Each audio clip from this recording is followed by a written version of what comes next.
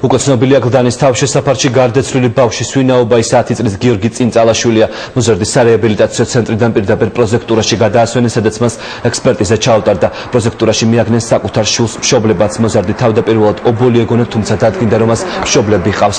ოჯახის ინფორმაციით 10 წლის გიორგი საკუთარი სახლიდან 4 ხმართ გავიდა და ამის შემდეგ მას უკვე ეძებდნენ. ბავშვი ავადმყოფი იყო და სახლიდან ხშირად იპარებოდა, აცხადებენ ოჯახის წევრები.